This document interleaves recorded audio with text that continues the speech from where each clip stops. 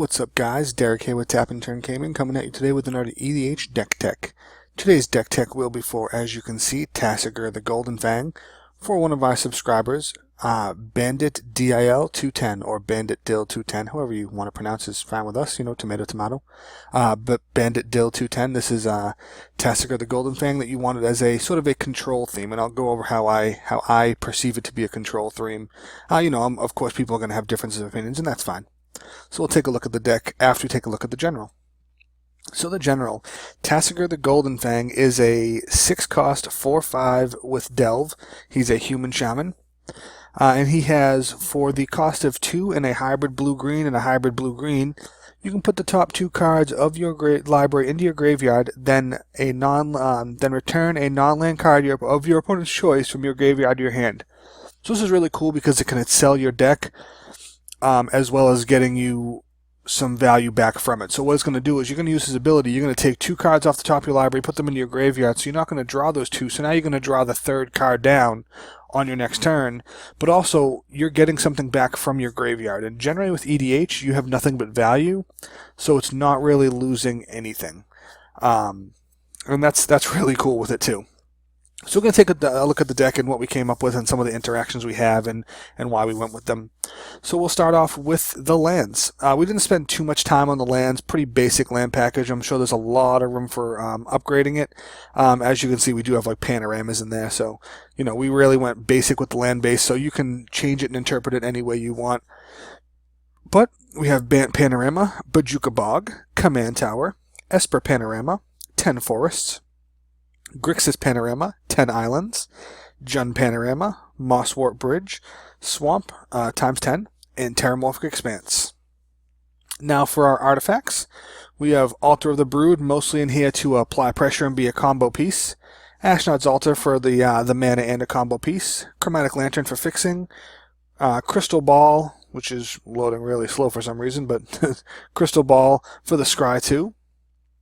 Darksteel Ingot. Dimir Cluestone, Golgari Cluestone, Nim Deathmantle, Sensei's Divining Top, Simic Cluestone, and Soul Ring. So the reason we ran the 3 Cluestones is solely so that, later in the game we don't really need the mana, we can sacrifice them for cards, and that'll be really helpful. And the Sensei's Divining Top is actually, as well as being a big card, it's pretty huge with Tasigur, because what you can do with it is you can go ahead and use that ability, look at the top 3, whichever card you want in your hand for sure, you put that as the 3rd card down, then activate Tasigur's ability, you're going to mill those top 2, so the next card you draw will be that card. And that's just, pure value, and you're still going to get something back from your graveyard of an opponent's choice. But with the top, you can ensure which card you're drawing, so it's going to excel you through your deck a lot faster and give you the card you want, and that's pretty huge. For Planeswalkers, we're running Garruk Apex Predator, Kiora the Crashing Wave, Obnixilis Reignited, and Vraska the Unseen. So the reason we're running these ones, Garruk can destroy Planeswalkers or make creatures, or destroy creatures, destroy creatures, make creatures, and destroy Planeswalkers, and that's huge right there. We don't really care as much about his emblem, just those 3 value abilities. Kiora the Crashing Wave, she can prevent all damage that will be dealt to and by target permanent opponent's control. So if they have a big nasty, we can keep it kind of locked down. It can still attack, but it doesn't really deal any damage. Or we can draw a card and play additional land. That's more or less what we're going to be using her for, is a lot of drawing and excelling. And then the emblem with the 9/9 Krakens is very, very nice as well. Obnixilis Reignited is mostly in here for the draw card and destroy a creature. We'll pretty much be alternating those around to keep pressure on the opponent's board. Vraska the Unseen, she has a really cool ultimate that gives us some guys that can kill an opponent and win, and that's just for if we happen to get that ability off, not really one of our focuses. But then we have until your next turn, whenever a creature deals combat damage to Vraska the Unseen, destroy that creature. That's a nice Rattlesnake ability, but she's really in there for the -3 to destroy target non-land permanent. It's mostly what she's in there for. For enchantments, we're running Awakening Zone, From Beyond, and Trail of Evidence. So Awakening Zone and From Beyond are mostly in here because we're going to get the free blockers from them with the Eldrazi Spawns and Scions, but also the ability to sack them for mana is very, very nice if we need that. Then we have Trail of Evidence. Now, this card I didn't really think much of it at first until I threw it in one of my decks, and then I found it is huge, especially if you're going to be casting a good amount of sorceries and instants, which we have a total of 25 altogether. So 1 in 4 cards we have is a sorcery or instant. And you'll start racking up those clue counters pretty easily, and then end of your opponent's turn, if you have the 2 mana, screw it. Sacrifice a clue, pay the 2, and draw a card. It's really nice to be able to draw the cards at free random whenever you need to. So for instance, we're running Broken Concentration, Cancel, Capsize, Court of Calling, Counterspell, Cyclonic Rift, Displace, Dissipate, Essence Flux, Fairy Trickery, Ghostly Flicker, Hero's Downfall, Hinder, Murder, Reality Shift, Spell Crumple, and Void Shatter. So as you can see, we have a lot of counterspell in here. A lot of counters, probably 7, 8-ish. We got 1, 2, 3, 4, 5, 6, 7, 8. So 8 counterspells we have. So almost 10% of our deck is counterspells. If we had one more counterspell, it'd be about 10% of our deck. Then we have some removal. Court of Calling to tutor for a creature is always very nice. And then we have things like we have Displace, and we have Essence Flux, and we have Ghostly Flicker to be able to abuse some of our comes into play abilities and essentially save our creatures if someone tries to spot removal them, and that's what those are in there for. Now we're going to take a look at our sorceries. We have Curse of the Swine, a great removal spell that I think is highly underrated at being only a 30-cent rare, but at minimum for 3 mana you can exile 1 creature and they get a 2/2 boar. Or if you pay 3-4 mana into it and you're paying it for 4, 5, and 6, you can get a lot of creatures off the board, and that's huge. Dark Petition for the tutor that we can also use to get the 3 mana to cast the spell for almost free. Diabolic Revelation for the X-Tutor.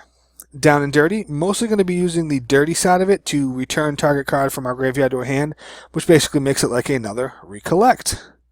And Regrowth. These 3 will also have the same purpose for us. We generally won't be casting the down part, mostly just the dirty. Ruinous Path to kill a creature or a walker. And Tooth and Nail because, hey, it's Tooth and Nail.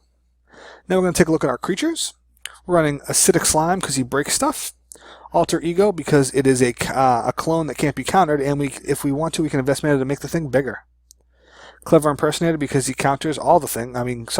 Copies all the things. Deadeye Navigator because, Deadeye Navigator. Deathrite Shaman because this is pure value on a stick. Eternal Witness as, she's Eternal Witness. Grave Titan because he's a great finisher, applies a lot of pressure, and is also a combo piece. Marin of Clantel Noth, the free res that she'll be providing is huge late game. She really does a lot of work for a cost 3/4, and I found her to just apply a lot of pressure. Momare Vig, Simic Visionary, because getting cards that being able to tutor for creatures whenever we want to is really great. Noxious Gearhulk because I like to kill the creatures, and he kills any creature regardless if it's black, white, blue, green, red, or artifact. He just destroys destroy another target creature. So he can't even destroy himself even if he wanted to. Phyrexian Metamorph. Prime Speaker Zagana. I like to draw cards. Progenitor Mimic because copying something once is fun. Copying it multiple times is better.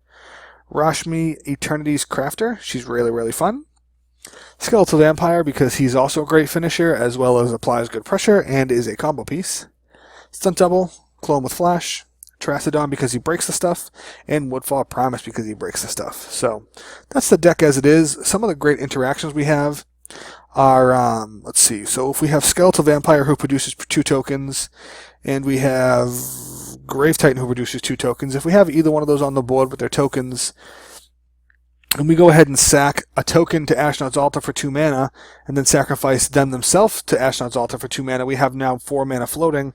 We can use that 4 mana with Nim Deathmantle to resurrect them from the graveyard back to the board attached to the Deathmantle, which will net us 1 token every single revolution of doing that. So that'll produce us infinite tokens for really no investment on our side of just having to just do it. That's the only investment really. So once you have that engine going, if you have down Marin, you can get infinite experience counters. That's awesome.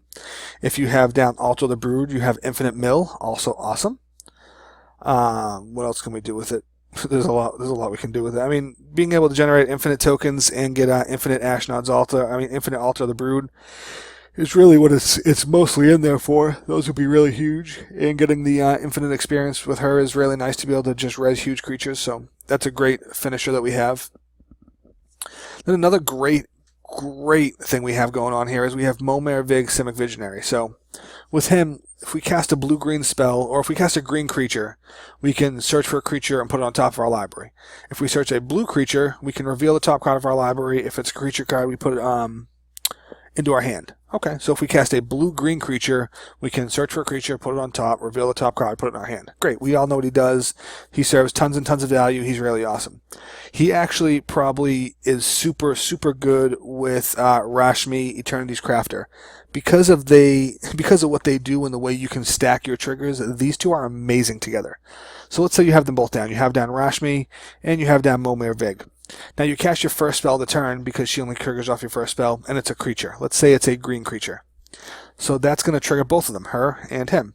You can stack the triggers in any way you want because you control the triggers. So you're going to have Momare's trigger, you're going to put Rashmi on the stack first, and Momare on the stack second, so he triggers first. So what you're going to do is you're going to tutor for a creature, put it on top of your library. Boom, it's on top of your library. Then you're going to go ahead and use Rashmi, and you're going to flip that top card, and if it's a non-land card with converted mana cost less than the spell you just cast, you can cast it without paying its mana cost. If you don't cast it, put it in your hand. So what you can do to get value out of this is, let's say you cast a 6-cost creature. Let's say you cast Progenitor Mimic, who happens to actually blue-green, so this is a better option. So what you can do with Progenitor Mimic cast is you tutor for a card that, say, costs 5. So we'll say Acidic Slime. You put it on top of your library. Now with Rashmi, you're going to flip it, and it's going to cost 5. So now you're going to put it into play for free, and then you're going to use Momare's second trigger to draw a card. So you're going to draw the top card of your library. But because Rashmi actually cast the spell, you just cast another green creature. You're going to use Momare's ability again, and you're going to go ahead and put another creature on top and reveal that. It's just straight up crazy value. Crazy value. With those two, you can really do some serious damage together. You can go bananas with their triggers, and it's really fun. So this is more or less what we came up with for Tasigur the Golden Fang, for Bandit Dill 210. Sort of a control-y theme. We can apply a lot of pressure rather quickly. You know, you start dropping your mana rocks pretty early, then you start dropping your huge spells. We've got a good amount of recursion, a good amount of pressure with the counters and the kill spells, a good amount of pressure with the creatures we have. I think overall the deck came out to be not too bad. The deck comes in at $191 on TCG Player. That's a pretty solid, able to buy, a pretty solid budget deck, I would say. I would say anything under $200 is a pretty easily obtainable deck, considering most people have like most of the lands and a lot of like the commons and uncommons. It's, that probably cuts the deck down to $170, $160 when you take out all the commons and such that people probably already have. But yeah, that more or less wraps up. This is Tasigur the Golden Fang. This is Derek with Tap and Turn Gaming. I hope you enjoy the deck tech. We will catch you all later. Please like, comment, subscribe, and share the hell out of this video. Thanks a lot, and goodbye.